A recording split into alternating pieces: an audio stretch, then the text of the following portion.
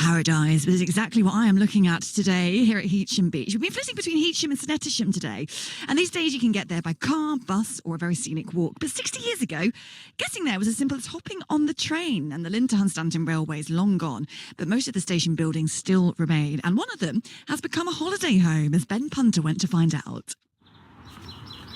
Now, I can think of few pleasanter places to hang out on a sunny day like this at Snettisham Station. Not my words, are the words of the poet laureate Sir John Betjeman. I'm actually standing on what would have been the southbound platform. It's now a wonderful, absolutely beautiful garden space, and with Debbie and Martin Perry, it's their holiday home which you can hire out.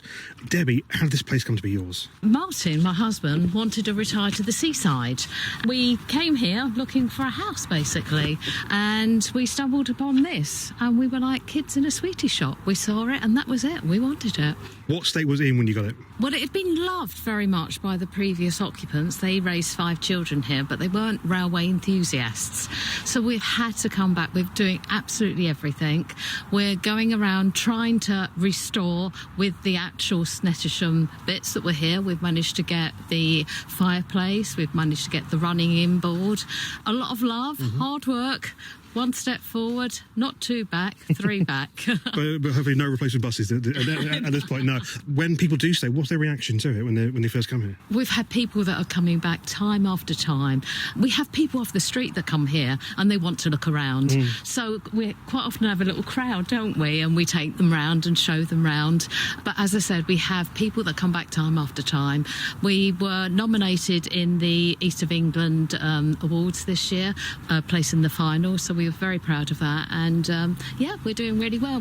People speak very highly of it. You're right to be proud of it. It's a wonderful place. You've got both platforms are still here. Where the tracks would have been have now been filled in with an amazing garden. There are people staying inside right now in what would have been the waiting room, the ticket office, and you've still got the original booking office hatch, right? Yes, we have. Yes, that goes on both sides. We've actually made the lounge, which would have been the waiting area and the ticket office.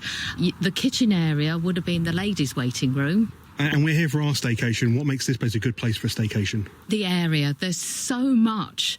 Well, we've got Hunstanton, we've got Heacham, we've got Sandringham just around the corner. There's so many beautiful beaches. We've got the RSPB where we have the most wonderful spectaculars with all the birds.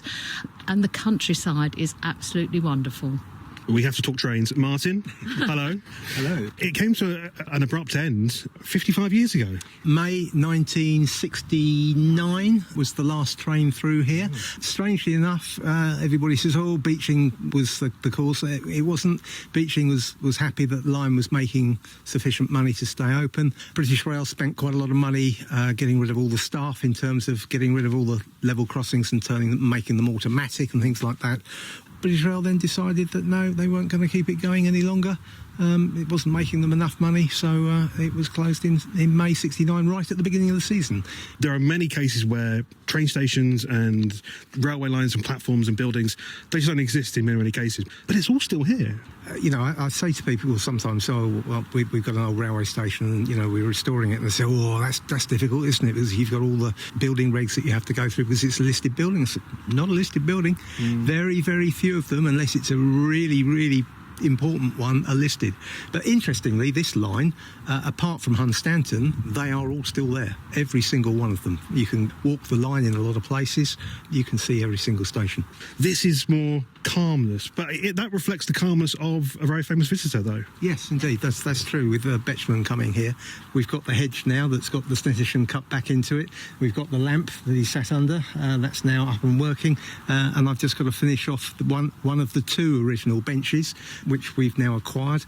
You can still see the programme. It's from 1962, I believe, and he rides the whole line. He does. Only gets off at 2 stations. He gets off at the Roll Station, Wolverton, which is very grand, and he loves it. And the only other station, apart from when he gets off at the end at Hunstanton, is here, where he sits on the bench with that famous quote.